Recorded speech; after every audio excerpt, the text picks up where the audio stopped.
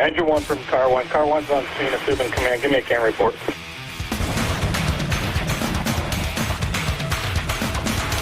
Hello, everybody. This is Stickers of the C.A.N Report.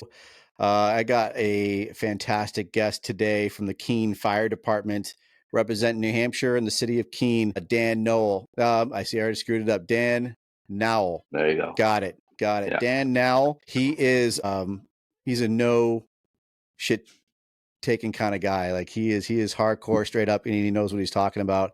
We've been talking for a few days, and I'm just so excited to have this guy on representing the state of New Hampshire. I see you're already representing some New Hampshire businesses on your shirt there with Notorious Fire.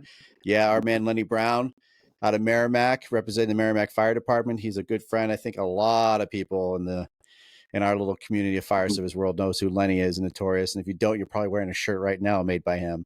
So Dan, thank you so much for being on this show, man. It's a pleasure to have you. Yeah, thanks. Been watching your gig that you got going on here, and you've had some heavy hitters come on and some real good voices come out of New Hampshire. I think that we're certainly not represented in the firefighting world as much as we should be. I think that we are insanely capable in this state, and we're a bunch of tough guys that work up here, and girls. So it's nice that you're exposing the world to New Hampshire firefighters.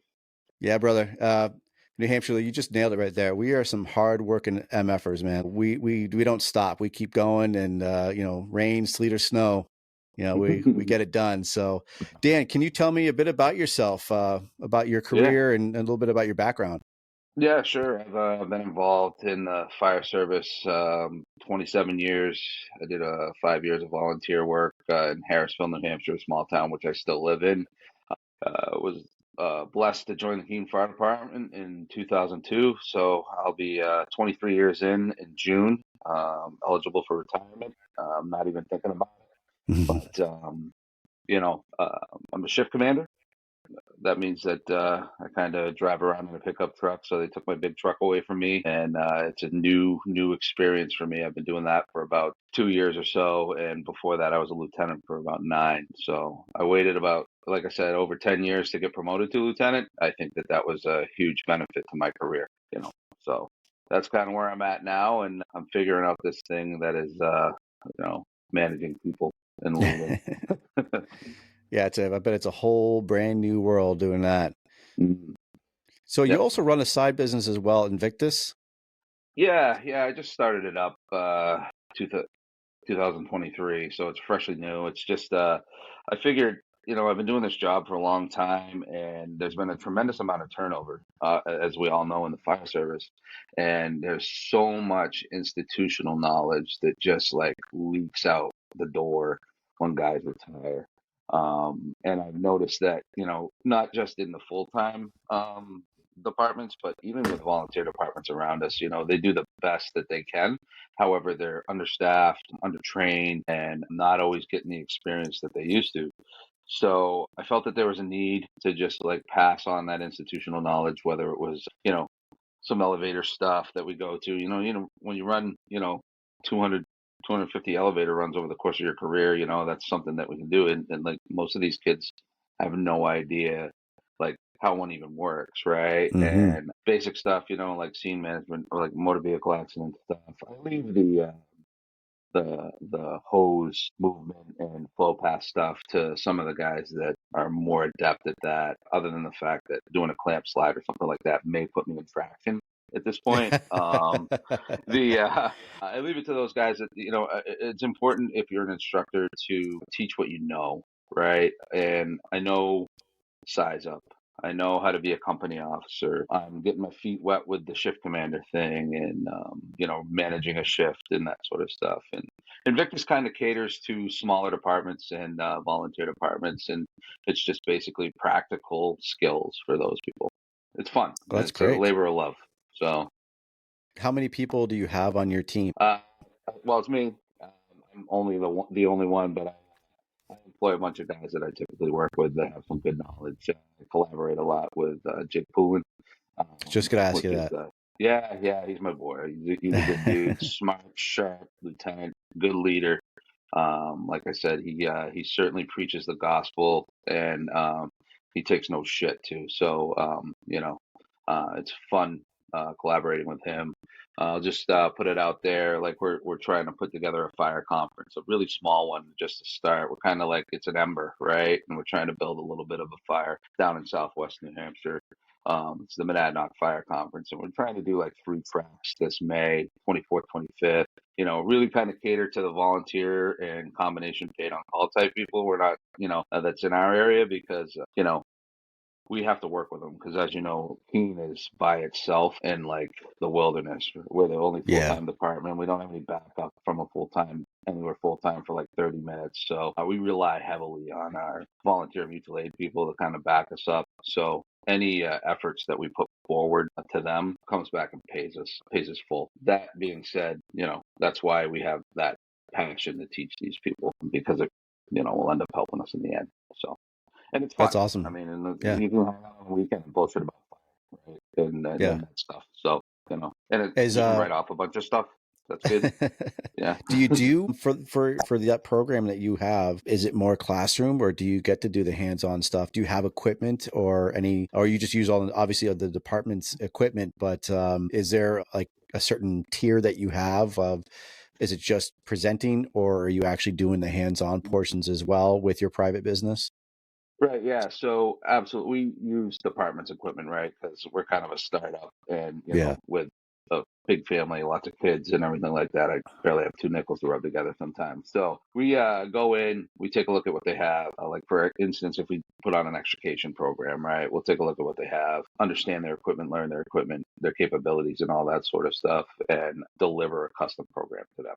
Obviously, there's a lecture component on scene management because I find that that's a lot of times that's kind of where we run into some issues is, having that kind of like continuity of command between like departments and all being able to be on the same page. A lot of times for us, we go mutual aid places and, so while it's my private business, there is that component of creating some fluidity with command and being able to roll in that, and at least they can put a face to that. That's why I find it's important to use like instructors that are from my department or that sort of thing, because especially since we're really trying to make our foothold in the Southwest New Hampshire area. That doesn't mean that we won't travel. I went up to Lakes region and did a oil burners emergency class. I have a prop that I pump kerosene through and it mimics an oil burner, so I can make it fouled, so I can do like a furnace blowback and stuff like that. I created that in my garage. So yeah, I mean, there's some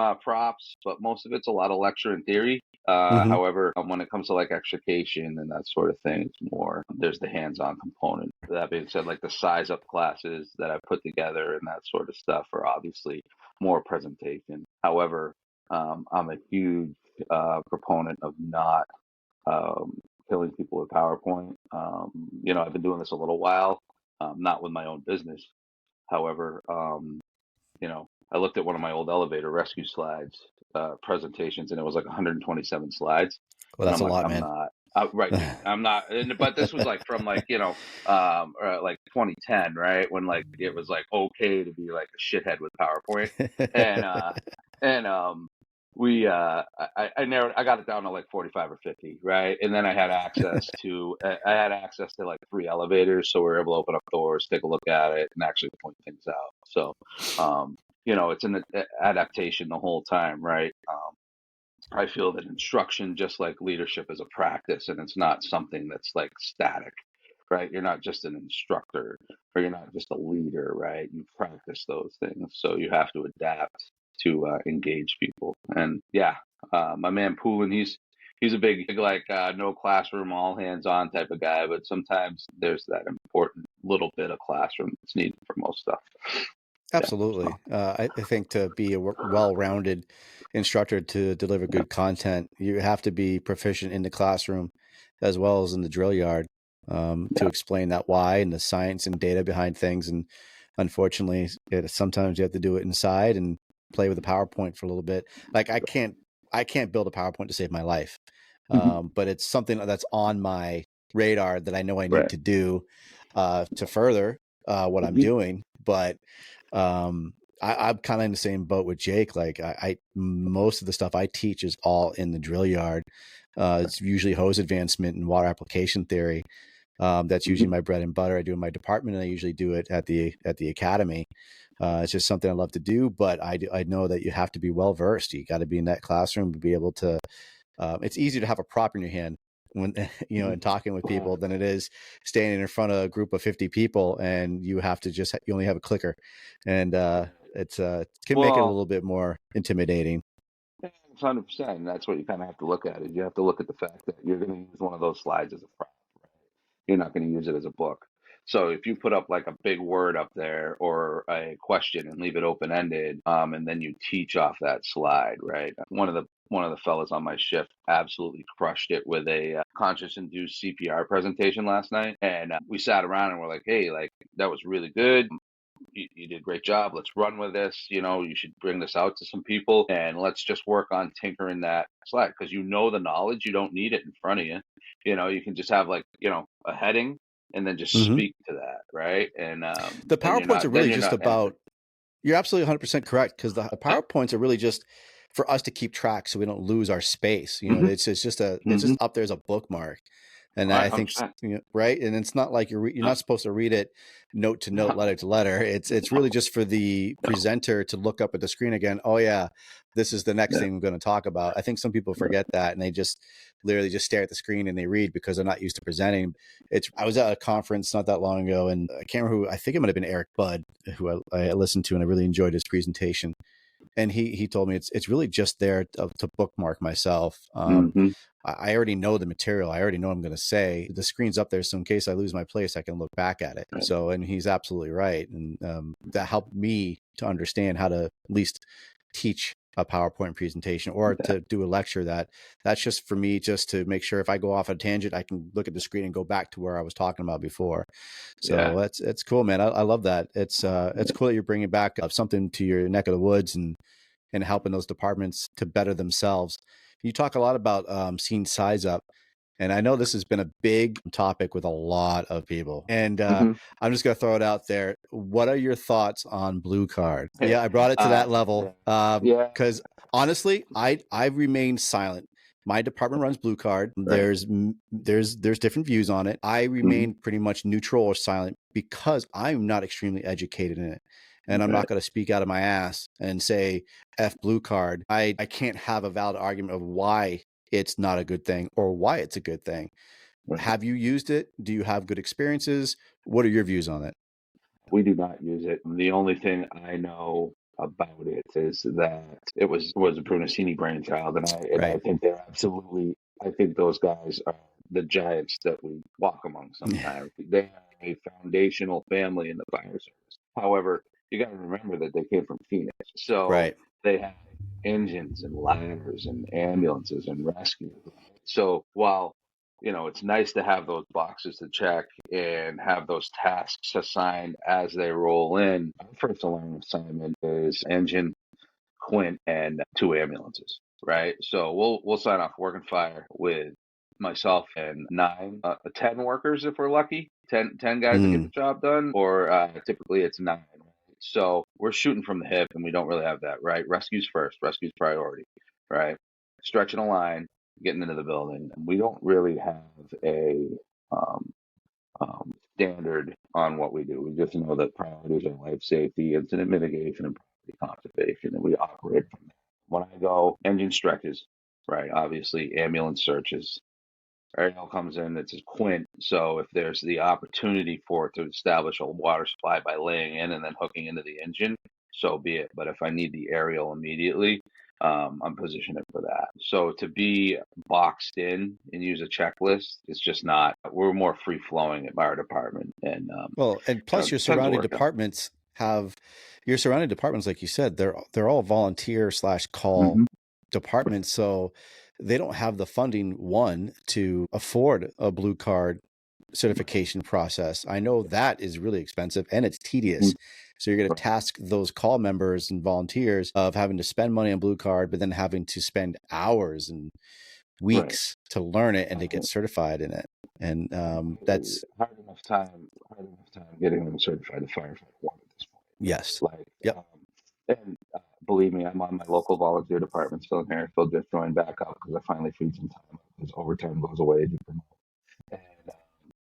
the you know, there's like two interior guys for the whole Mm-hmm. town, right? Like, Yeah. I never thought we'd be back there. So it's interesting. It's interesting.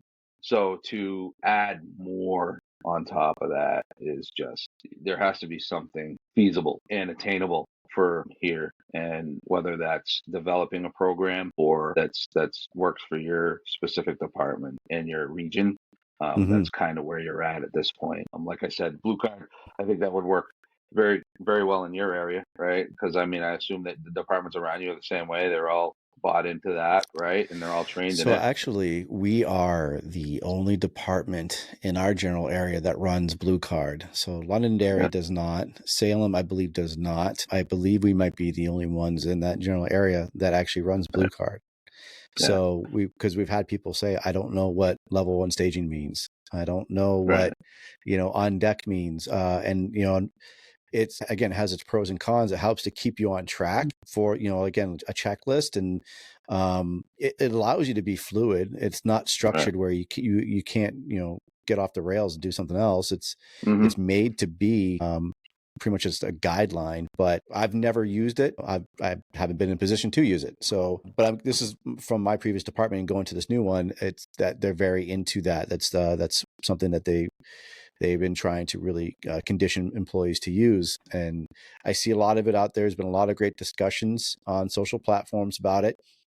But it's when I Mm-hmm. see someone just say F blue card, I Yeah. want to see the debate. I need to know, why are you saying F blue card? I don't mind if you give me the information and tell me. I have no sway over my department. I'm not going to say, well, so and so on Instagram gave me a great Right. bunch of data about F and blue card, and I think we Right. shouldn't do it Yeah. anymore. They're going to laugh me out Right. of the department, but Right. at least I could have some information. And granted, I can look it up myself, but I'm curious of like for end users, it's just like with nozzles and and aerial units and engines that we drive, like Right. the end user always has the greatest feedback because Mm-hmm. we're putting our hands on it and we're doing it. So I'm starting to ask those questions of what is the end user, their view on it, and what do they think of it? Well, and I mean, command can get so convoluted too, right? And I find that when I'm operating as an incident I look back to some of the classes I took, and it is crazy. And I remember I took command and control, and I just remember 5 box fire, right? And that's what I always divert back to, right? Rescue, suppression, ventilation, and salvage, whatever. I can have 5 people that I can control, and I'm okay. I don't need to open Yeah. up anything else, right? I don't need to open up. I don't need to open up this, right? Like, I think that we had a period of time there where things got a little wild when it came to like command and control, right? And the job is simple if you stay calm, right? Like, just you got to put the fire out. You got to search the spaces, right? And all the ancillary activities that are involved with putting a fire out and searching the spaces, you just got to fill those boxes, man. Like it's not complex, right? And Nope. I think that like you just I always break it down like this is my preach when we talk about SOP development and we talk about procedure development and we just go off the rails sometimes and it's like we need to keep shit simple, right? Like Mm-hmm. any like I mean I have a friendly conversation with one of my fellow captains, great dude, and we were going back and forth on a response policy, right? Updating a response policy, and I'm like I think that sucker should be like 2 pages long, right? And that's my book, right? Like that's what I think, right? And I know that that's not attainable. So what we need to do is figure out somewhere in the middle, right? But like the simpler things are before you immerse yourself in the chaos is just that much easier, right? Like Yeah. you know, um, I know back in the day, man, when we used to run out of, we used to like I used to have officers hollering to say, get on this rig, get on that rig, blah, blah, and all the way to the fire, barking orders. And, you know, just keep it simple. The job's easy, right? It's simple. It's a simple job. Put the fire out and rescue people and just figure out how to do that as you go, and don't Yeah. lose your fucking mind, right? And, there's times when it's like shit, got check moment, right? Like, we had a hazmat not too long ago that was an overpressurized container inside a building, or that was what it came in as. And I was like, oh boy, right?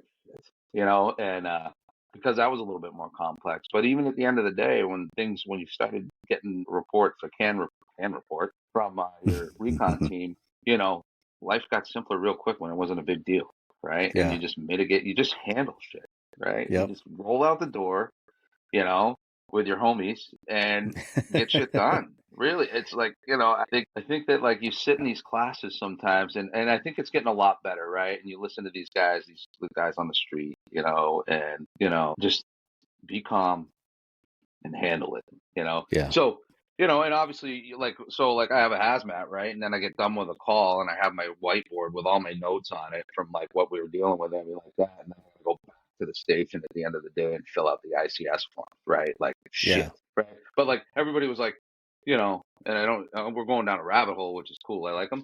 So, you know, I don't, we don't need to fill out ICS forms on scene, right? We can Right. have like some sort of like vision board on the back of the command car that's basically like doing what you're doing. And as long as you're making sure guys aren't going to get hurt, and that involves having trust in your company officers, right? Mm-hmm. And decentralizing your command, right? You can't be like micromanaging and bothering them on the radio all the time. You have to trust that they know what they're doing.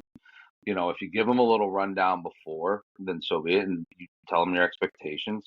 Um, you know, just let them do their jobs, and things are going to Yeah. happen. Oh, I think that you see the issues that happen, and that's why, like, I don't really rebuff blue card, right? I think it has a purpose, and we have level one staging.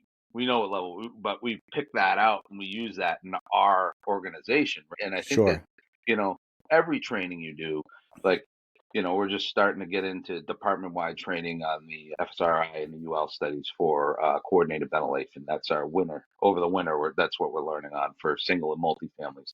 And the, you know, just the guys understanding that it takes so little water to put fires out if you just get where you're supposed to be.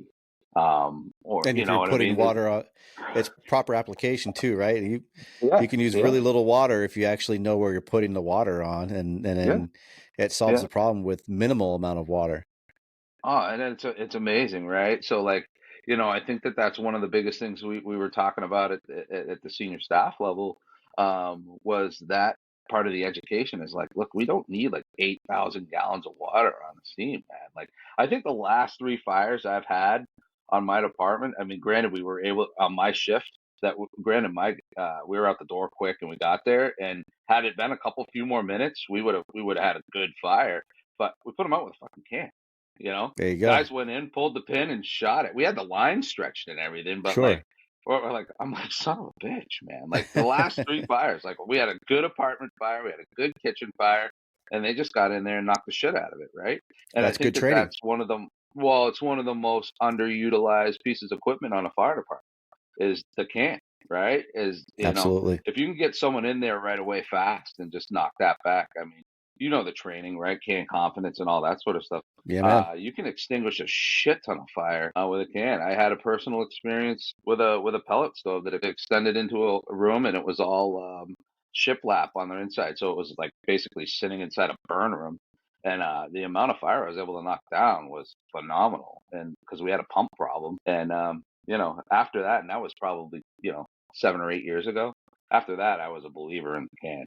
Bring that sucker with Nice. you every time and hustle, right? Yeah. Because, you know, I didn't know what I didn't know before until I had that like practical application, right? And got in there and knocked the shit out of it, knocked it down, and finally we got water established and we were finally able to overhaul. But I mean, I remember looking back to my, I was the lieutenant, and I looked back to my nozzleman behind me because I reconned, and I look behind him, and he's holding the hose and he's flopping it in his hand. He's like, "We got no water, Lou." And I'm like, "Shit, all right, well, let's see what we can do with this thing." And Wow. yeah, so I mean, you That's know, and that was awesome. just experience. That's experience for us, and that was something that 100%. we always brought it on the rig. We always brought it to fire alarms and everything like that. But like, anytime there was like a reported fire, it was always we left it on the rig and stretched, right? And you know, we were able to you're able to knock down a significant amount of fire. And until I saw it, you know, necessarily with my own eyes, you know, I was You always made it you leery a about it. believer.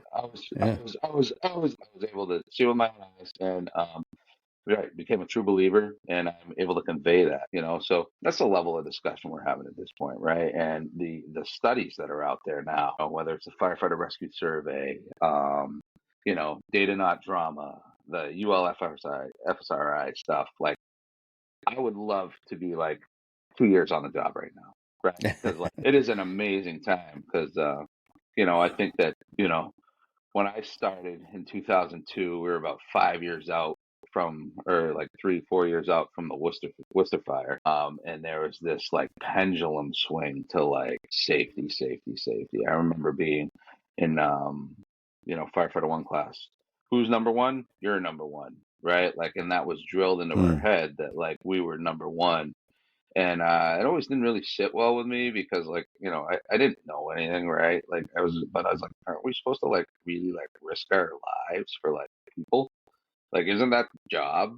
And Yeah. I remember for years it was just this like, you know, we're number one, safety, safety, safety, and safety is important, but safety is also inherent, right? If you're doing your fucking job right, you know, you're you're being safe, and you know, I think that from when I started, I remember there was a lot of years there where I felt that, we were we were eroding our core mission, right? Just because we were so wrapped up in this, like, you know, um, the internet's amazing. And I'll get to that, but we were wrapped up with like falling through the ceilings, or falling through the roofs, or getting caught in a flashover, or floor collapses, and just these like horrendous deaths that we have. And while that's is a reality, right? But you look at like last year, right? 62 line of duty deaths, and like 4 were as a result of like traumatic injury from interior firefighting.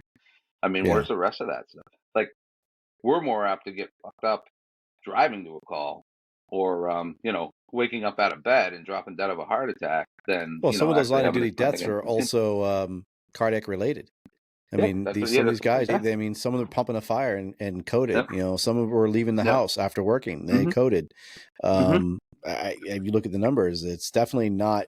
Yep. It wasn't a traumatic injury. It was. Yeah. It was That just, unfortunately, it was their body giving up on them at that particular time. The stress got to their heart, and yeah. it's an unfortunate event. But you're right, and I was going to touch on the fact that when you said, like, do your job, be safe, and do your job. Be aggressive. I think being aggressive is knowing how to do your job. Hmm. Right? Like, keeping it simple, knowing your job. Being a badass isn't wearing our fire hats, our awesome baseball hats we have, and our Right. t-shirts and stickers and tattoos and the badass music that we play into the videos. But to me, someone being badass is when I see them putting in the work, like making it look simple, Hmm. it's amazing to watch that, the fluid motion of a good trained crew, that Oh, yeah. they stretch off the truck. There's no yelling. Command is tuned into their guys. The boss on the truck is doesn't have to tell them every single step to make. They stretch their line. They force the door if it needs to be, and they go in. They get the job done. They walk out, and it was just another day that ended in a Y, right? Yeah. And it didn't. It was that easy to me. And I see shit like that. That's badass to me. Or Hmm. cutting out a Hmm. car, someone out of a car, or working a beautiful. I worked a code my last shift. Of course, the outcome wasn't positive, but the way the crew worked together, my captain that was working with us on an overtime shift, he was the medic on our shift. He was fluid. He was tuned Yeah. in. There was no. Oh my god, dude! There was no stress at all. It was beautiful. Everyone was in sync. Everyone had a part to play, and they knew what they needed to do. No one had to direct anybody. It was just the outcome wasn't positive, but the work and the teamwork was top notch. And like I said to my officer, I'm like, dude, that was probably one of the best codes I worked. It was so Yeah. relaxed. You didn't even Awesome. think we were doing anything. Plus, we have a Lucas, so Yeah. that makes things a little bit Right. easier. Yeah. But Oh, yeah. it was just that's, to me, is badass. Like, crews working together that are tuned in, they're dialed in, everyone knows their job, they're keeping it simple. That's what, to me, is what's needed. And that comes down to, like we were talking earlier, is the seniority of things as well. When you've got guys who've been doing this for a while, and they have that knowledge to keep people calm, to know how to control the situation, and you don't have to be an officer for that. That's like your senior guy or your mid-level guy that knows that he can set the tempo to keep his other guys in check, and just literally calm the situation down just by his body mechanics and attitude. And that, again, that's not officer, that's just everybody. And you got Mhm. crews that been doing it for a while. That's how you keep it simple. Everyone just stays Right. calm, cool, collective to get the job done. Right. It's amazing to me. We actually had a respiratory arrest not too long ago, and ended up in the apartment. So, you talk about senior guys. Well, we didn't have one. They're all mid-level dudes, right? All kids, right? So like I was running the clipboard at that point, right? Because that's where I'm efficient and I'm making sure that sort of thing. But to watch the discussion that happened, it was basically like we're sitting around the kitchen table and having a discussion on what we would do in this instance, right? Sure. But we have a victim in front of us, right? And it's just calm, cool, and collected to the point where the lady's partner didn't even realize the severity of the situation because everybody was Nice. just chill, right? And it was Yeah. just a calm, cool, and collected discussion. Everybody had a role. There was no urgency. We were going to sit there and handle the situation before we moved the patient. And I think that's where you see a lot of this leadership from the bottom up is these young paramedics. Because, you got a handful of like AEMTs with, 10, 15, 20 something years on the job Yeah. that are taking guidance and orders from, a 22-year-old kid that could, Yeah. that could be their dad, literally, right? Like, Yeah. Right. and it's just amazing. And the future of the fire service is gonna be great. I think Mm-hmm. we went through a period of like weird like negativity, but like I see some of these kids now, man. I'm like, this is going to be cool, right? There's a quote that kicks around. It's like, what is it? Create the department that you want responding to you when you're old or something. Yeah. Like when Yeah. when you retire. And at this point, with seeing what these guys are capable of, it's just like, wow. Like, They want to work. to The listen to people them. that have gone there, they do it. They want to do the work. Yeah. They want to get the Oh, job done. yeah, and it's just listening to them talk about like stuff. Like I got a pretty good idea what's going on because I'll drop a banger once in a while, dude. Like I'll be like, "Oh, four sides." Yeah, you gotta get mag for that. I'm not even a fucking paramedic, right? But like, and like they'll look at me like I got two heads, and but just to listen to them talk and have these discussions, and some guys are like, "Well, they should be talking about fire," and they do the same thing, right? But I notice it a lot with the medicine, right? And then when we just watched the single family coordinated ventilation and then having them discuss the gas cooling and the water droplet size and the air entrainment and like mapping and all this sort of stuff and just having these discussions of like with 20-year-old kids. Mm-hmm. I'm like, we're gonna be okay. Because like the big panic is like where's our experience going? Where is our like on the job training going? And that was a big nerve-wracking thing. I mean, I don't even know the numbers on our department, but I'd be willing to bet that 80% of our department has less than 8 years on the job, right? Yeah. I think that would be a safe guess, right? Sure. I got 23 years and I'm the most senior guy in the union, right? So that's not a lot, right? Yeah. And everybody, but man, they're amazing, right? Like just I think that watching. comes down to the culture, though, too. When I see from you guys, and I follow Keene a lot. Yeah. Me living in Milford, so it's I have an interest. I would say I have a keen interest in what you guys do, and I mean, we got to. I think I maybe got to work like twice with you guys, just the mutual aid stuff. But I see the culture that you guys have, and it looks really strong. When I meet some of your members and out of department functions, everyone's just such good friends. Everyone seems to be tuned in with each other. Mm-hmm. It's up to us, the older guys, to make that generation flourish, and I've said it before, like, man, if we show the love that we have for the job and the passion for it, the new people are going to become infected. And, that's a good thing, and that really does. It's an inflection of us. Like if we are mad, pissed off, bitter and jaded, and we don't want to do a damn thing, we don't want to talk about a damn thing, what are they going to do? They're going to go to their phones and they're going to go, well, he doesn't want to give me the time of day or doesn't want to pour his knowledge into me. I'll just go sit in a room somewhere or on the couch and play on my phone and, see what's going on in the social media world. But I think you guys nailed it. Like you guys are talking around the table. You're watching the ULFSRI videos, which I think honestly is I think that's a big game changer, to be honest with you. I honestly love watching those Oh, yeah. videos. I'm a They nerd, dude. right. I'm such a nerd for, like, usually, like, people are like, what are you watching on your laptop? I'm like, I'm watching videos of fire and ventilation and, Yeah. the data behind it. Yeah. I love Yeah. watching it, and it's Oh, it's yeah. something but they make it easy now. Like, the videos that they have of those labs that they're using, the Mm-hmm. data that comes from it, it's real world application stuff, and the people that are talking about this and doing it, they're already in the field doing these things. These people Mm-hmm. aren't scientists that are talking on their butts. They don't know what it's like. These are people who actually are in the field doing that work, and it's pretty cool to watch these videos, and it's right at your fingertips. So, like, again, you talk around the round table and go, hey, well, I'm going to show you this video of ventilation or water application and and water Yeah. mapping, and it's like it's not a hidden secret. Like, I always tell all the new people when I see them, like, go online, look at ULFSR, you'll know what I'm talking about, and you can see it, Yeah. the video. It's going to be so helpful, and then they come back and go, oh, yeah, that totally makes sense. Yeah, I mean, it's great. And I think that, for me going through, having 20 years on the job, it's nice to see the science behind what I always thought was happening, Yeah. right? And be like, man, like I opened the nozzle for like literally like 30 seconds and this huge fire went out. Like, what was that all about, right? And, I didn't know shit back in the day, right? And they're like, oh, it's because, cooled everything down, right? Like, I get it, and I think that's important, right? So we sit around, we talk, right? And, I've had discussions, about where we're at on our department is we have like this like dearth of inexperience, right? Like we have inexperience, you know, at the administrative level, right? We have, inexperience at the captain level, the shift commander level. We have inexperience at the lieutenant's level, and we certainly have inexperience at the firefighter level, right? Because we're just chugging in new guys like left and right. Yeah. And what's awesome is that we're pumping training, man. Like, and guys are getting adept to their job really quick. And we've created a culture where it's okay to be like, hey, I don't know, Mm-hmm. right?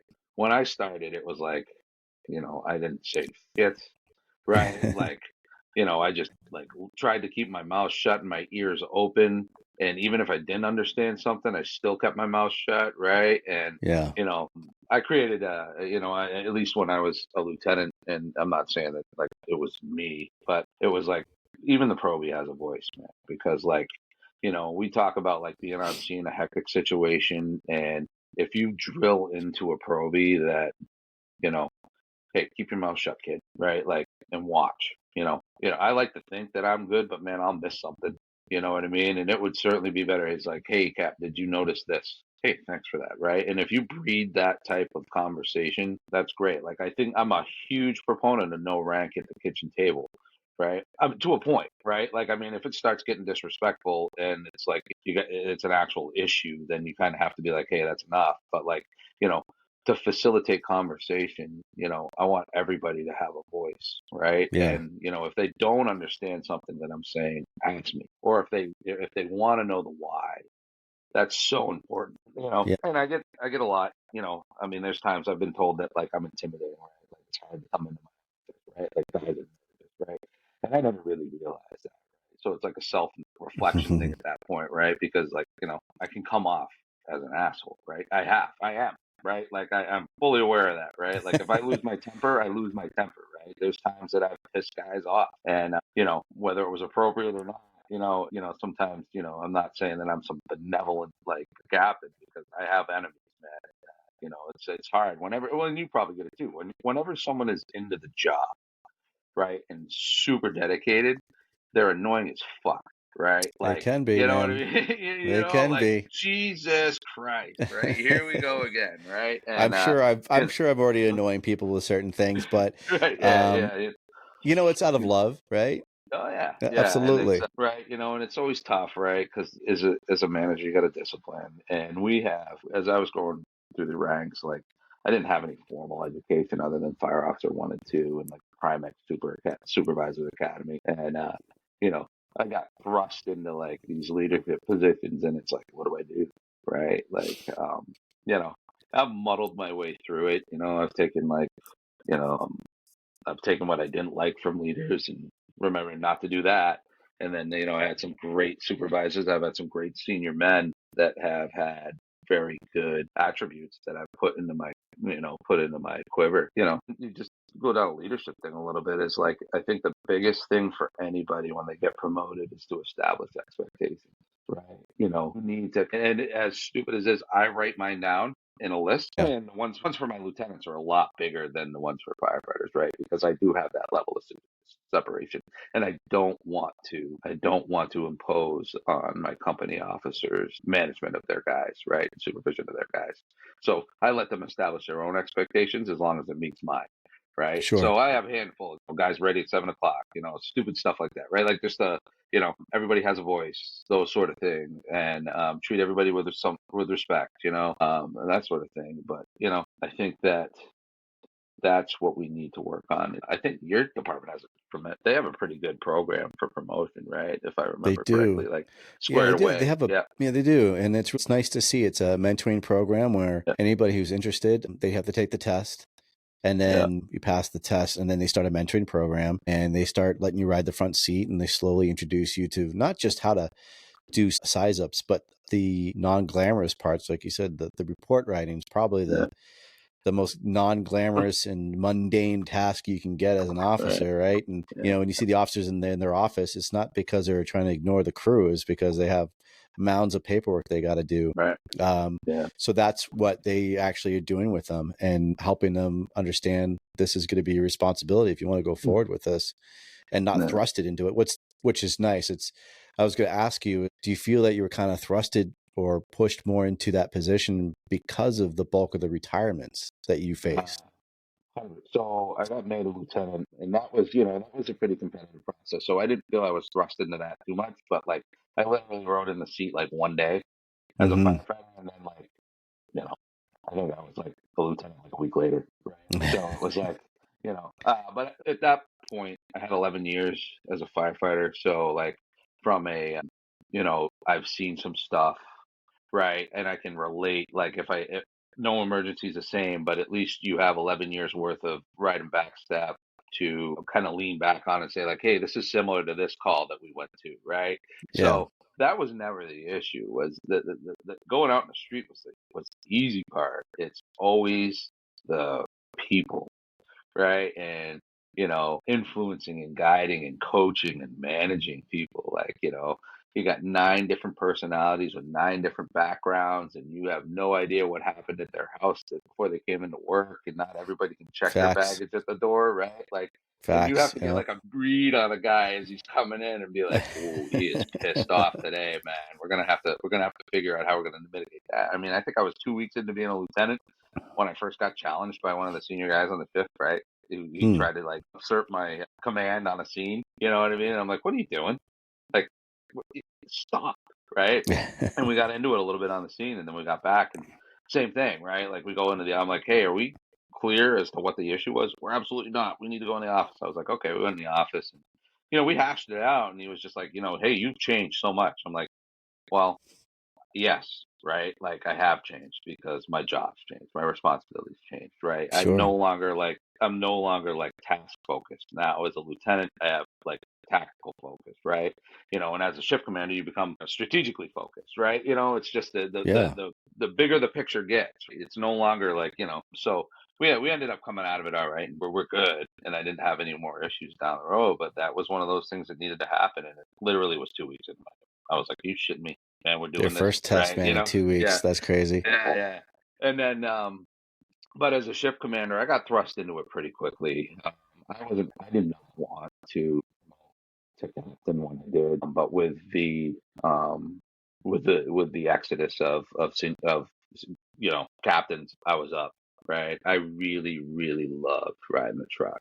I really Mm-hmm. liked being a lieutenant. I liked being a company officer. I liked cruising around in the summer with the guys in the rig and just going out and like doing some training if we felt like it, like hop in the rig, drive down, tap a hydrant, drag some hose, flow some water, throw a stick up to a roof, climb on the roof, check out the roof, see what's going on, have that like really intimate training with your crew and Yeah. like really pass the knowledge on. But, things happened, and I was up. I was a senior lieutenant on my shift. My captain retired, and there was no one on the list because everybody loves being a lieutenant. And I got put into the position, and I was like, So yeah, as acting, I kind of had to muddle my way through it, right? And like I had to wing it, and I was showing some ropes with the computer stuff, right? But there was just so much about like just managing, and I found that like I had to go out and get it, right? I had to read,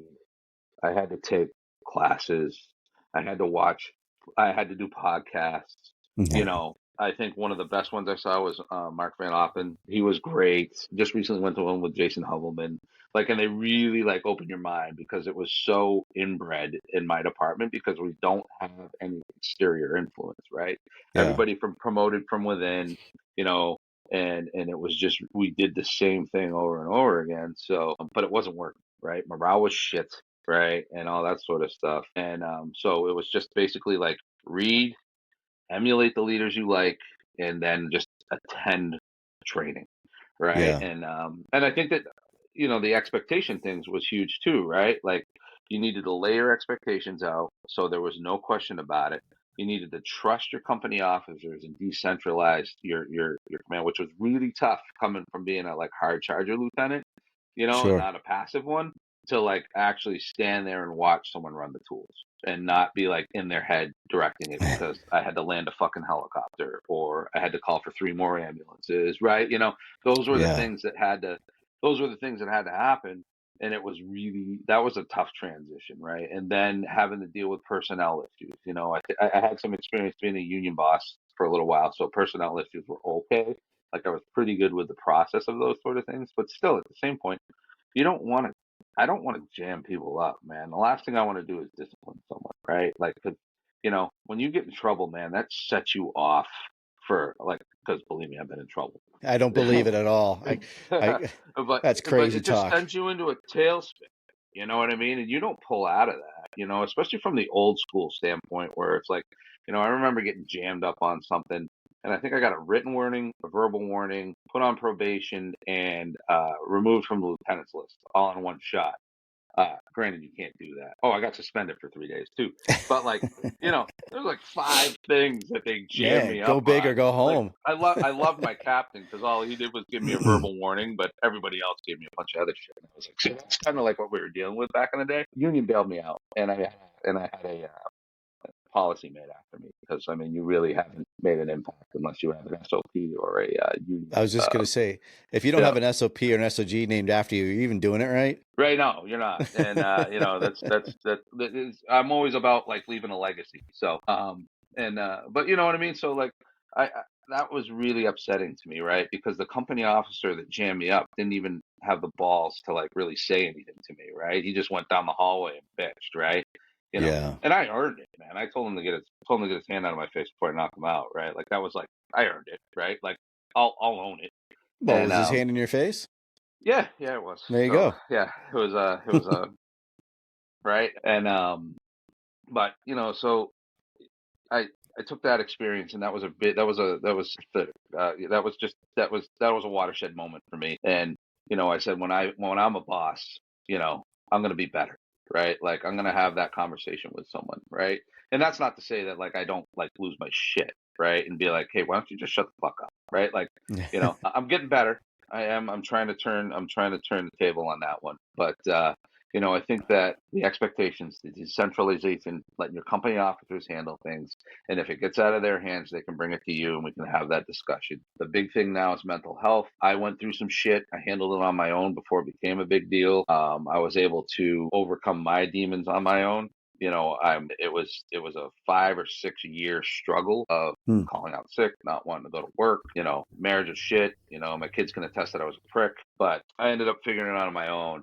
And I remember like some of the guys that were struggling, and when they passed the the the, the mental health bill at the state level. Forgive me for not remembering it, but I remember that one of the things I understood was we need to avoid disciplining someone who we feel is having a mental health crisis, because if they go down that route where they may need some help or they may be disabled from that the workman's comp will probably deny it because they feel that they're going to be getting out of trouble by using that as Sure. a cop out, right? And that was a pretty eye-opening experience for me, right? Like to be like, hey, right, we're moving in the right direction. Let's help people.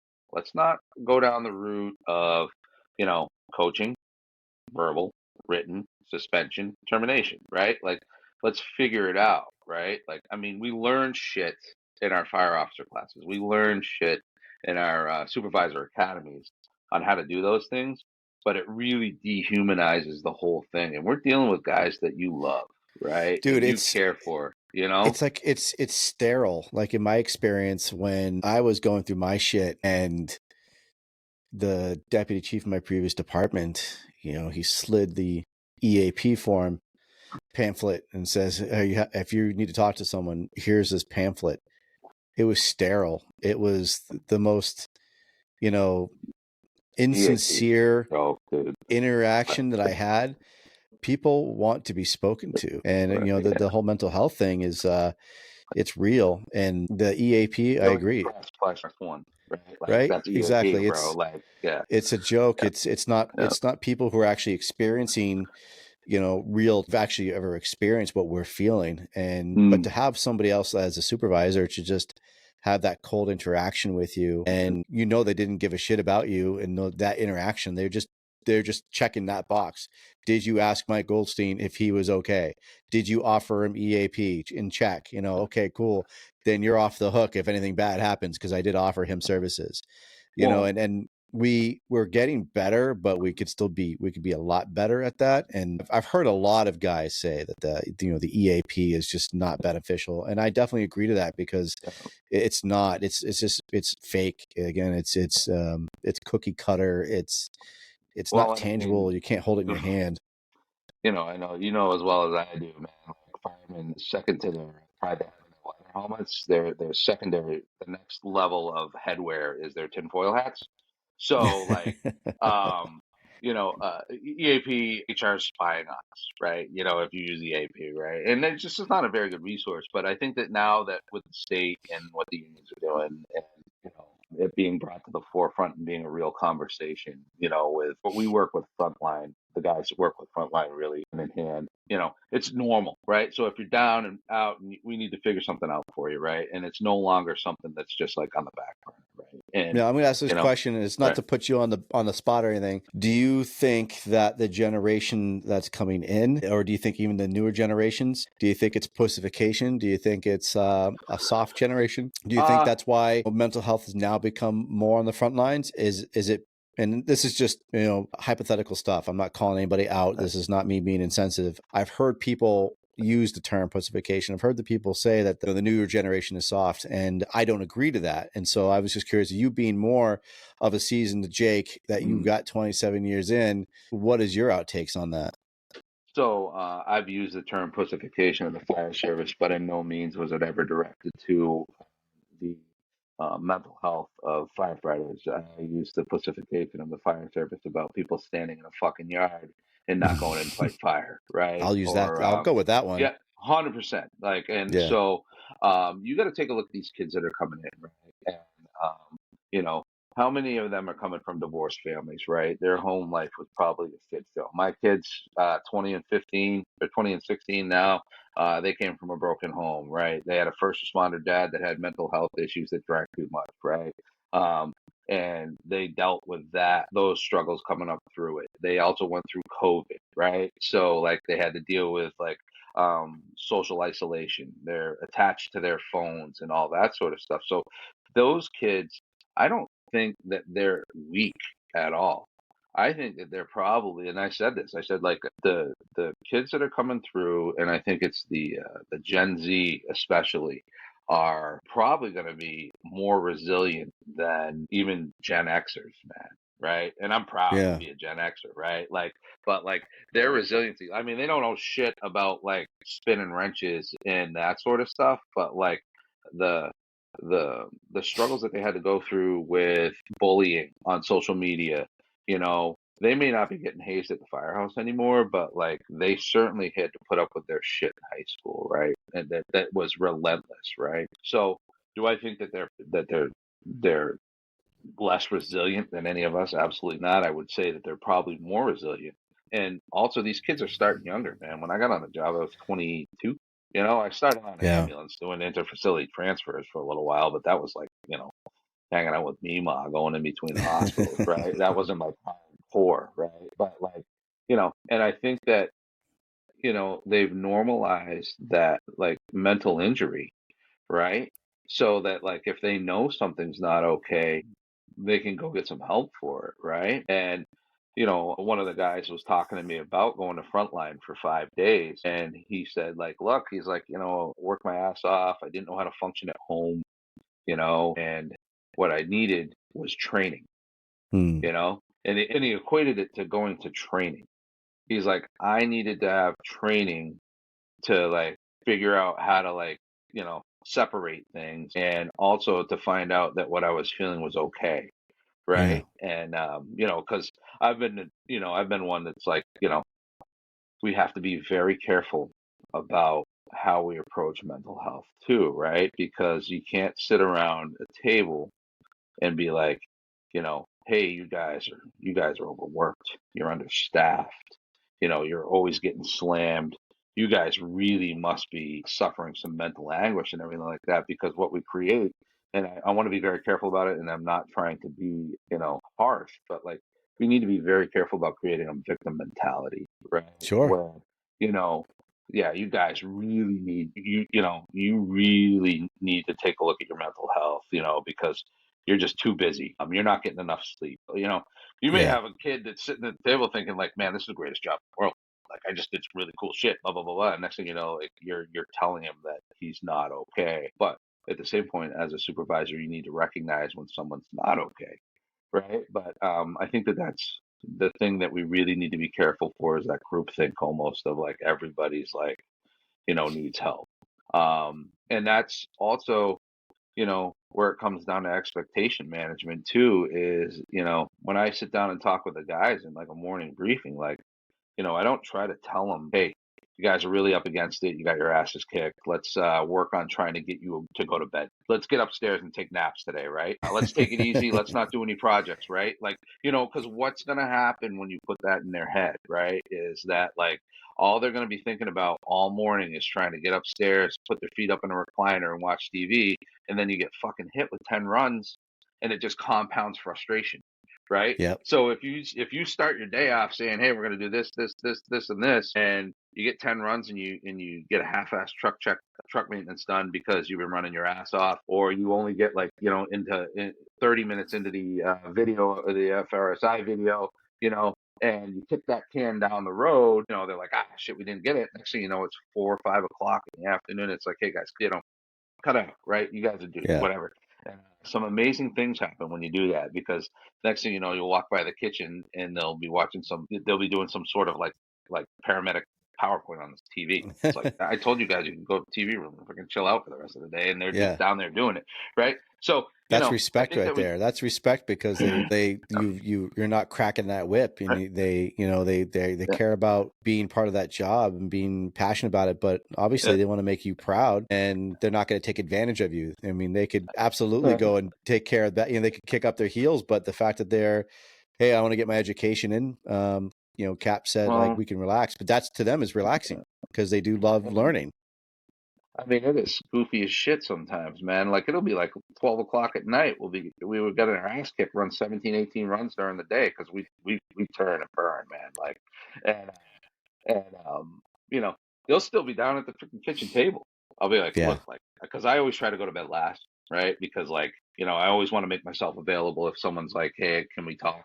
Right? I feel that's important as a leader. Like your job should not get easier as you promote. Yeah. I may not be going on the runs that I need to, but like I shouldn't be taking advantage of like the fact that I can go to bed at 7 o'clock at night and no one will say anything to me, right? It's an obligation of leadership to make yourself there to be able to speak, because like, hey, I am having a problem. I need some help, right? That's, Yeah. a lot of Absolutely. those late night discussions with people, you solve a lot of problems for guys, but yeah, so like, and I don't know if it's they want to make me proud. I think that they just have a lot of ownership into the job themselves, man, and they make me proud, right? Like they certainly make me proud looking at them, and I don't know if that's their intent, but man, watching these guys every day, just they crush it, and it makes me wish that I was coming onto the job working with these guys at 20 something years old, right? Because Yeah.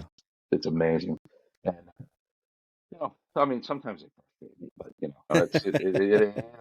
that's just me. But I think that and then I need to, as a leader, you need that separation. You need almost that, like, I always had like a little moniker that I talked to the guys about. I said, when I was your company officer, I had one beer less than you at the bar, right? Like, that was it. Like, that was my level of responsibility. You guys had 6 beers, I had 5, right? Like, there we go. I'm in charge. And then when I became a shift commander, it was like I'd go out and I'd have one, and I'd leave, right, and let the guys enjoy their time, right? Because you have to have that separation, right? Because you can't over-identify with your men, right? Because there's shift trades all the time, right? And you may lose one of those guys to a different shift, right? Or you may have to actually discipline one of them, and you don't want to do it because uh, good friends with them, right? So there has to be a level of separation, but I honestly care for them, right? So, but that over identification is something you have to be really, really careful with, because if you get super invested personally in your guys, it makes the job really hard, and you put blinders on, even when they Mm. screw up, right? You're so quick to defend them, even if it's an inner shift thing, right? Like, you're going to get in a shouting match with another captain because your guy was kind of a dickhead to another one. Look, I'm fully aware when one of my dudes is a dickhead, right? Like, it's obvious. So, you know, um, I think that's one of the things that you just really need to be careful with. When you get to that level of a shift commander, I go back to obviously the expectations, and have them have expectations of themselves, and have them convey those to you. Like, what do you expect, right? Expect to come in and stay up all night, and that way you won't be pissed off at 3 in the morning when you're freaking still awake, right? That was a hard few years. When I started in 2002, we were doing like 3,000 calls a year, right? And now we're at 64, right? So, Yeah. I mean, some of those mid guys just left, right? They're like, yep, fuck this, what I mean? They're too busy, right? And more power to them. I don't blame them, right? There was such a dynamic change in how between the opiate and the homelessness. We're the county Right. seat, so we just Yeah. absorb everything, right? But and I told, like, I tell the guy, like, I tried to create at least some sort of ethical foundation too, right? So they know what to expect, right? Like, I cherish the brotherhood, right? Like, even if I don't like you personally, even if we're not going to go out and have, drink, I don't drink anymore, but like, even if we're not going to go out and play golf, you're still my brother, right? Everybody has brothers who are assholes, right? And you're still going to help them out if they get the jam, right? You have the discipline to, like, follow procedure and carry out your job, but not to the point where you're too rigid to not be able to adapt, right? Yeah.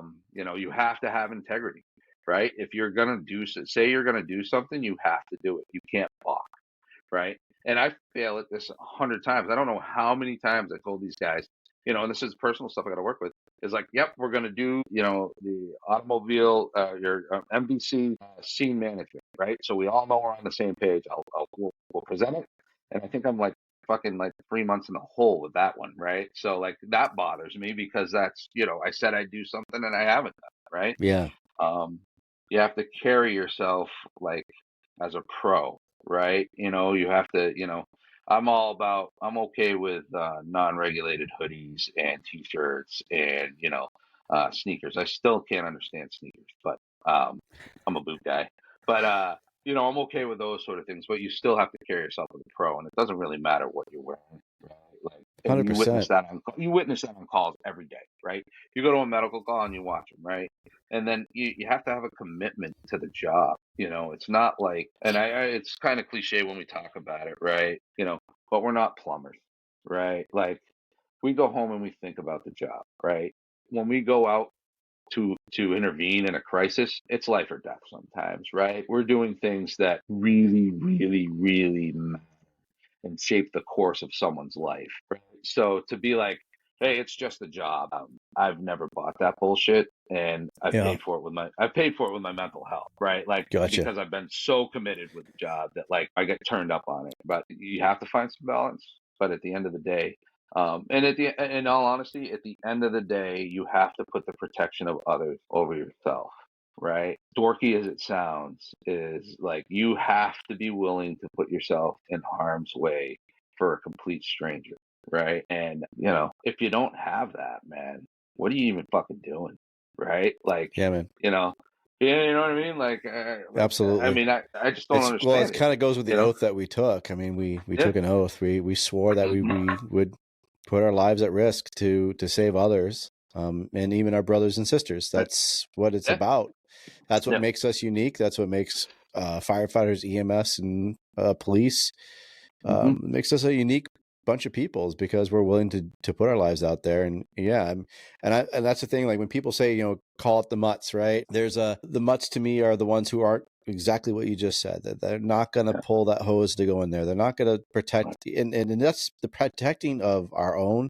It's not just in the battlefield, right? It's not just in the fire grounds, but it's at our station, and if you hear somebody talking shit about somebody that they shouldn't be talking shit about, that's you got to protect your own.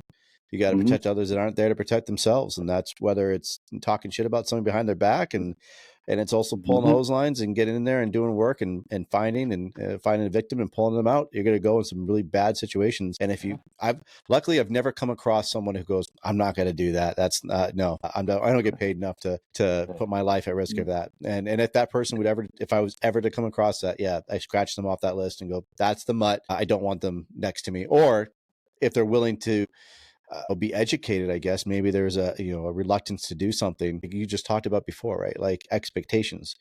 Was the expectations not laid out to that person, and that's why they hesitated? It's kind of inherited of what we do, what's expected of us. But I guess in a way, some people could say, well, I wasn't explained that. I wasn't explained the expectation of having to lay my life on the line. It sounds dumb, but it's like devil's advocate, right? I get it. I mean, there's people who are really smart about making good arguments, right? And they can make arguments of saying, well, that wasn't explained to me. Now that I know, I'll do that. Like, I mean, I just want to default punch them in the face sometimes, right? Like, but because they confuse me with their logic.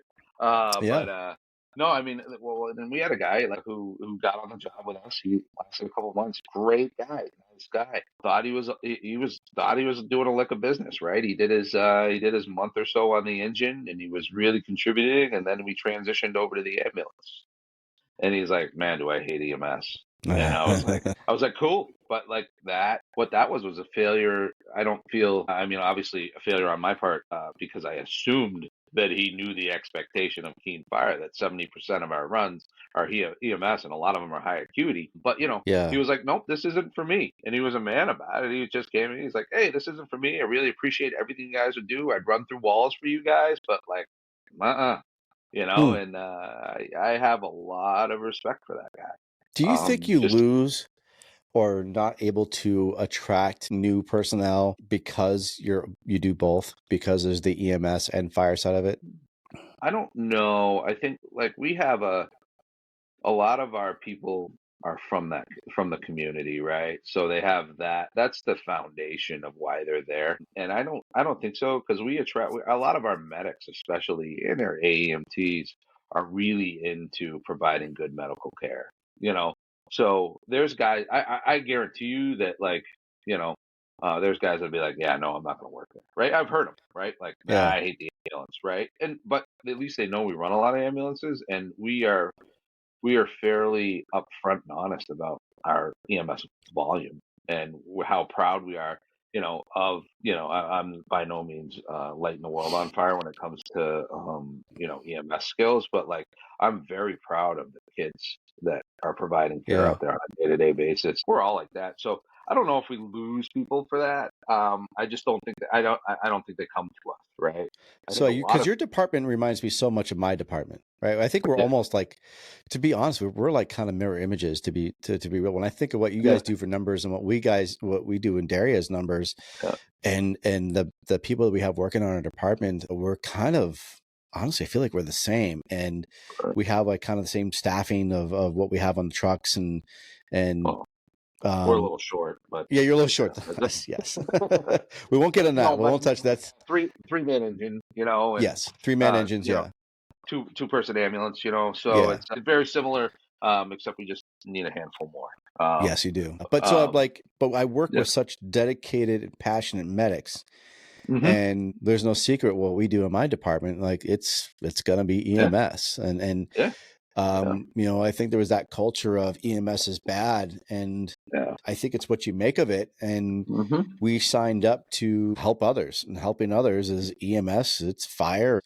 It's talking to people. It's PR. It's going to schools and teaching kids about fire prevention. But I knew all of it, man. Right. And like my department, man, we get overwhelmed with medical calls, and it definitely can be taxing. And I think like you were talking earlier, where if you have an officer that is attuned to what's going on, especially call volume, and your crews are getting their asses kicked, I think it's great to have somebody who's watching out for them to say, all right, I'm going to, it might not be good, it might be against rules, but to say, I'm going to put you out of service for an hour.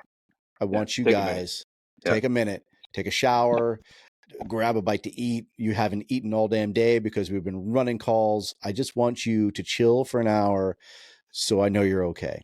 That will, I think, make people hate things less. They won't fucking do it.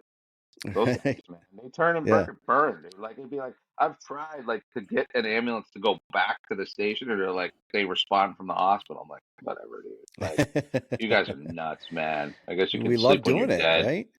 That's what we sign up for. You get those hard charges. They don't care if they're on the ambulance. They didn't care if their engine. They just want to get work done. They love doing it. And yeah, I mean, it sucks when you're 10 reports deep and you're just trying to get it done. But at the same time, when the tones drop, I'll go out for another one. I'll do it. And that's again from what you're doing, right? It's a learned trait. It comes from the older generation. It comes from people who are hard chargers and are bringing that culture down. And if you weren't here, and if the people before you weren't here, you probably wouldn't have learned it, and then they wouldn't have learned it. It is that cycle. It's just like, it's gonna sound weird to equate it, but it's like violence, right? Like if you were growing up with violence and that's all you know, you're going to be violent. But if you teach somebody a good positive culture and you continue that good positive culture, that's all they're going to know, and it's going to continue to spread. And I don't know your personal background from childhood, but it sounds a lot like what we have. It's a lot of shit. Yeah, it's a lot. You and me have a lot in common, right? And so we've experienced the negative and we've experienced the positive, and obviously negative doesn't work, and it can eat us alive. It can ruin lives. It can ruin careers. It could just make everything that you love fall apart. And we can bring that into the workplace, and then everyone's going to hate to be around you. Or you can turn that into something positive and refuse to be a statistic and make people love you for doing good work, being fair, not being a pushover, but actually showing them what this job entails, the expectations.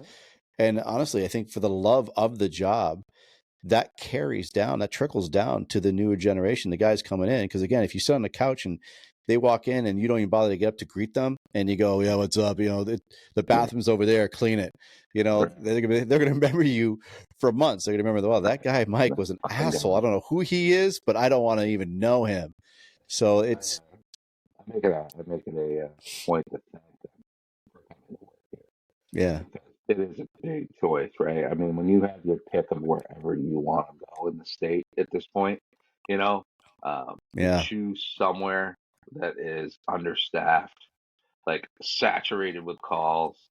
Thank you. Thanks for coming and helping us out. Here's to a long and fruitful career.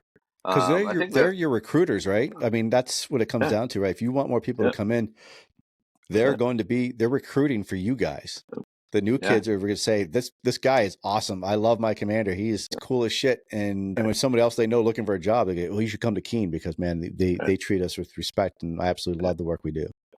Yeah, and that's the thing. And I think one thing to touch on was a big moment in my career was I got my shoulder replaced. So I was out of work for like 5 or 6 months. Man, and let me tell you something.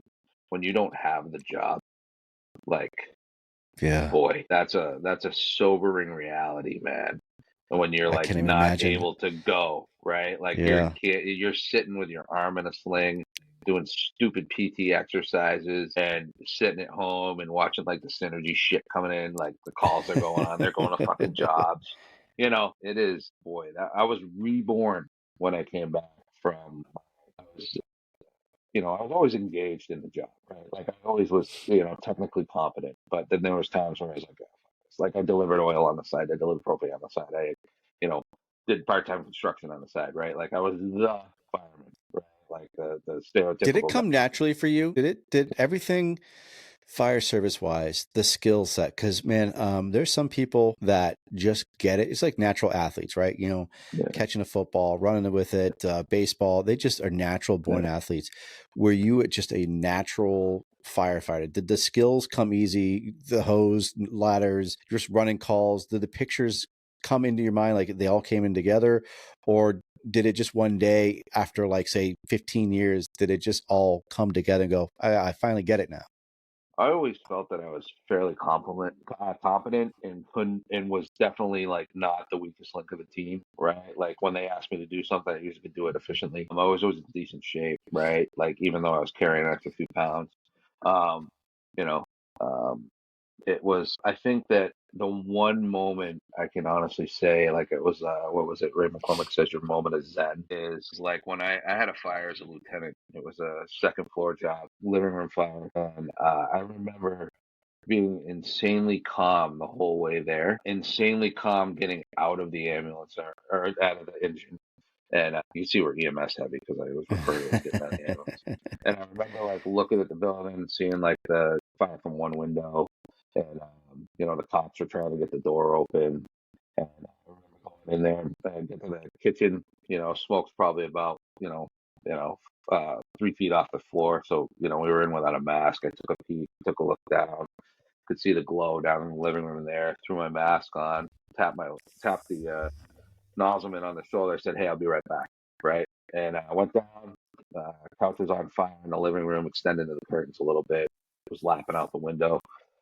Came back, said, "Hey, man," I said, "Fire's 10 feet down the hallway on the right. Go ahead and hit it. Let's go."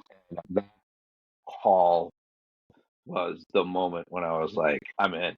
Man, like so it took me 11 years to be to the point where I was like super calm.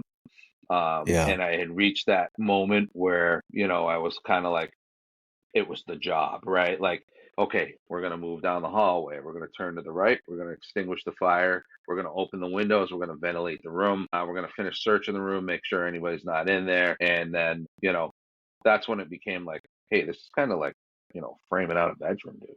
You know what I mean? And Yeah. because before, I mean, remember the first fire you ever went to?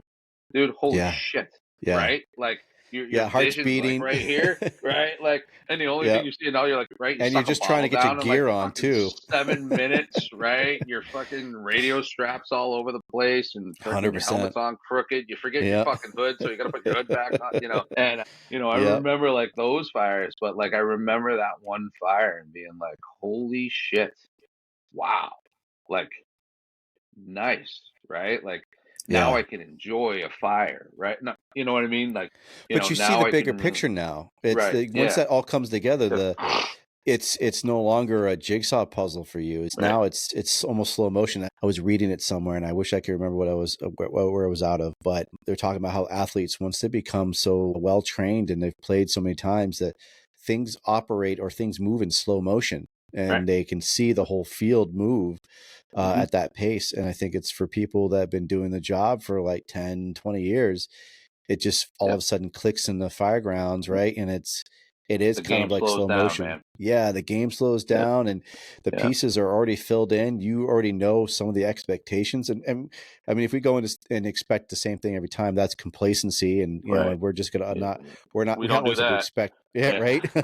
We have to expect the unexpected, and we have to Right. understand that things will always be different. But that calming effect of, I know what I'm going to do, I know how to do it, and Hmm. to have that level of proficiency in your skills is what Yeah. helps with the game, with helping to slow it down, seeing the big picture, and especially when you have the younger guys on your tail, that you can lead them Yeah. down that correct path and say, yeah, this is how this is going to go there. It's funny because behind you, for them, it's 1,000 miles a minute. 100%, right? right? And for So you, it's right? slow motion.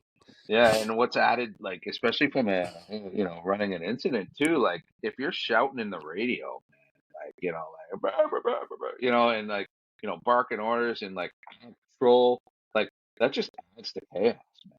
So like, 100%.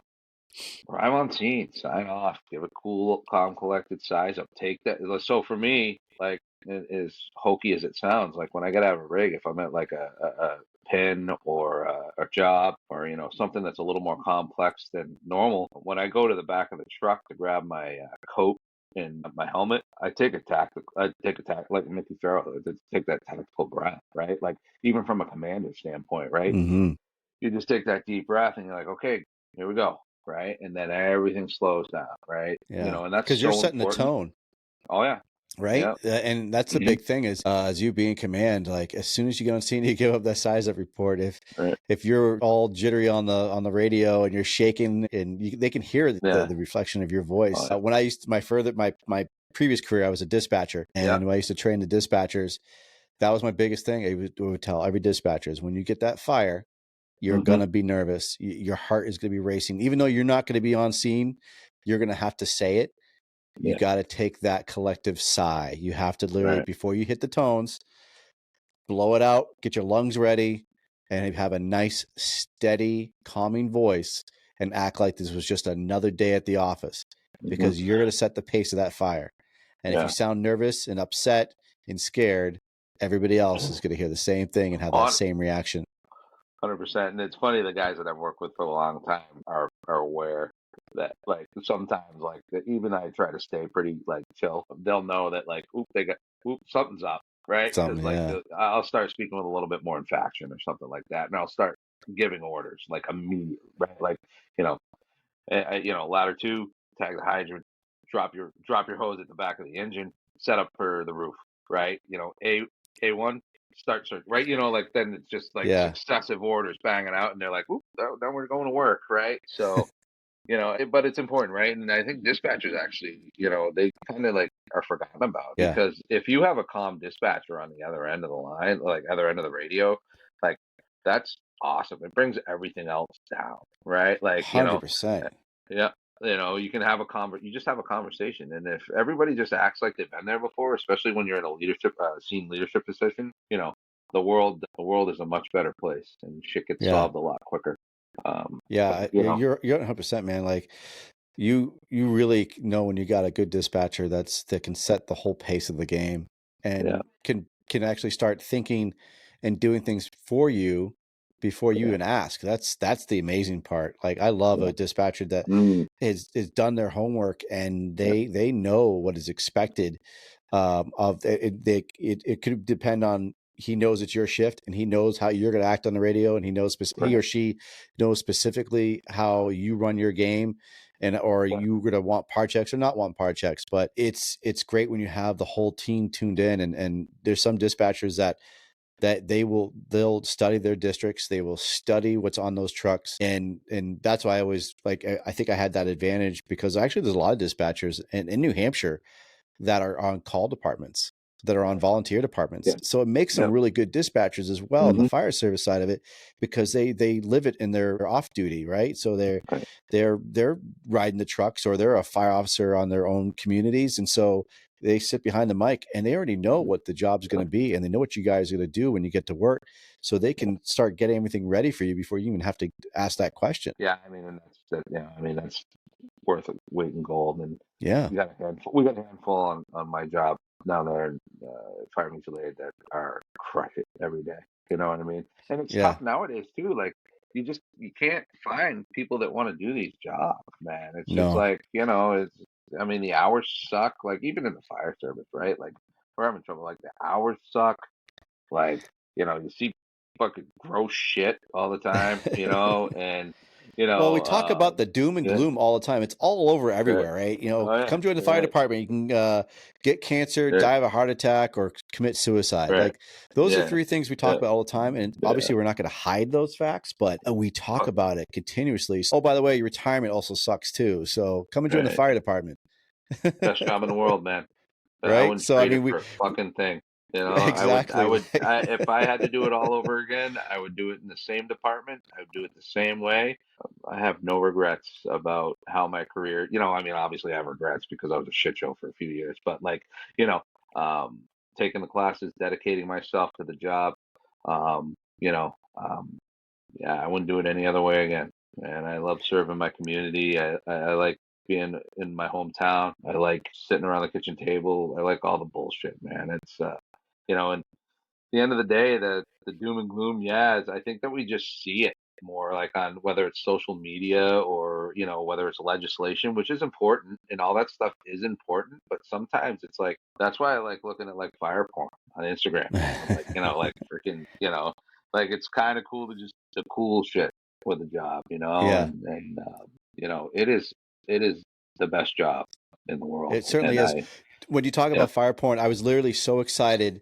I had to share it to when I was. I don't know if you saw the video. Speaking of fire porn, was it Christy? I don't know how to say this fire Sienna, department's name. Yes, I don't know if you yeah. saw. There's a quick video of them stretching to a fire, and Was it that rear apartment?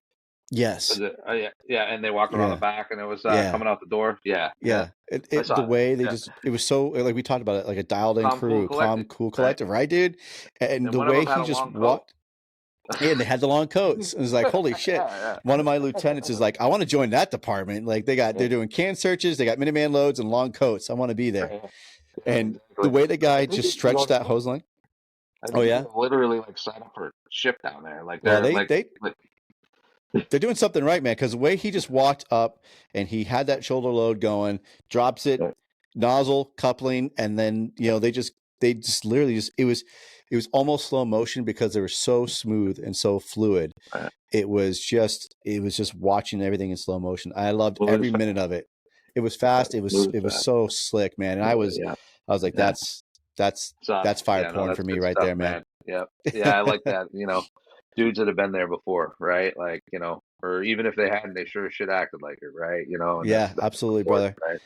right? Yeah. So yeah, Well, Dan, yeah, I appreciate the hell of you, brother. This has been a great yeah, conversation. I could keep going yeah. for another hour Oh and a shit, half. dude. Yeah, I mean, I'm like looking at I'm like, yeah, let's crush it, right? Yeah, this will be a So 4-part mini series, man. yeah, Yeah, right. Because right. I was gonna, I'll have to ask you. Like, we're gonna get you back on because there's some other Yeah, questions I got to pick your brain with. So, sure, sure. thank you so much, Dan. This has been a Right. blast. Yeah. So you've got your Invictus as Hmm. we're winding down here. Do you have any classes coming up with that? Are you going out to teach anywhere Just else, or is it? not really. I come as I go. I'm pretty passive in my marketing. Basically, I don't do it. So we have the Banana Fire Conference coming up. Myself and Jake Poulin and a couple of dudes from Keene are trying to put that on, and it's going to be May 24th, 25th. Yeah, so when you And told me about that, I was really excited yeah, about that. So I yeah, really, I'd yeah, love to help you guys with that. If you yeah, guys would love to have me, yeah. I'd be down for that because that sounds I've like a lot of fun. Yeah, I mean, we're at the point where we're getting the flyer together. We're kind of figuring out the tracks. Like I'm gonna do a basic extrication thing, try to get some vendors and stuff. We're trying to put it together. But like, I think that when you're on there with AV, and he's like, just hit send, and you're like, just hit record, and we're just like, Yeah, just have a fucking class, man. I don't know, right? Like, like it's a just do it. conference, right? Yeah, Yeah, right. We're figuring it out as we go, and we'll get there. So, yeah. that's awesome, brother. Man, thank you so much, Dan. So Dan from the Keene Fire Department. I can't wait to have you back on. I'm going to have you back on because this was a blast. So thank you so much for being on the show. Anything you want to give a shout out for, anything that you, before we close this up? No, I just really appreciate you having me on. And like I think I told you before, I never thought I was that interesting. So, Well, man, you're you an know, hour and 40 minutes interesting. So no, I can't say enough about like how cool it is that you have this going on. And I'm a big podcast guy, so it's nice to have something homegrown. And keep up the good work. And I'll probably see you up in Maine anyway. I'll be there for the lecture series. So oh, good, good. yeah, I'll be yeah, excited to see you. I can't wait to meet you in person. That's going to be a lot of yeah, fun. yeah. I'm definitely, I can't wait, dude. I'm excited for that. Just got my hotel reserved and Yeah, I'm looking forward to. I'm only up there for the day because the Chad games Sunday for That's right. down at the SNU. So my kids playing in that, and I think we got a box. So we're gonna Nice. have a good time there too. So anybody should probably go to that too. But Yeah, yeah, I got actually we have a couple of guys in Derry. Yeah, we'll give a plug yeah, to that real quick. So the yeah, Chad game's coming up March 16th, I right? believe so. So Yeah, yeah, March 16th, a Chad game. I did talk about it from my previous podcast.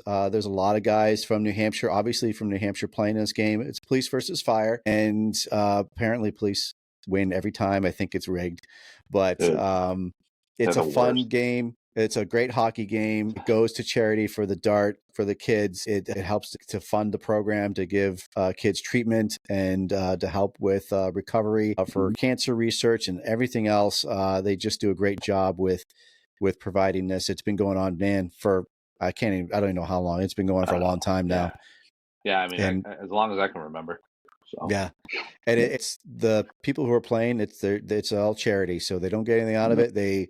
Each player has a profile to raise funds. So if you'd like, give a plug to your. If he is, he, I don't know if he's still raising money, yeah, but if he is, he's met his goal, but I'm well, sure that he's still got a link up. But that's Robbie Nowill, same spelling. That's my fruit of my loins, man. So he's out there. That's his extent of post high school hockey. Tens of thousands of dollars have really paid off because now he's just a dumb fireman that plays hockey a couple times a year. So Nice, yeah, brother. Love it. Love it. he's All right.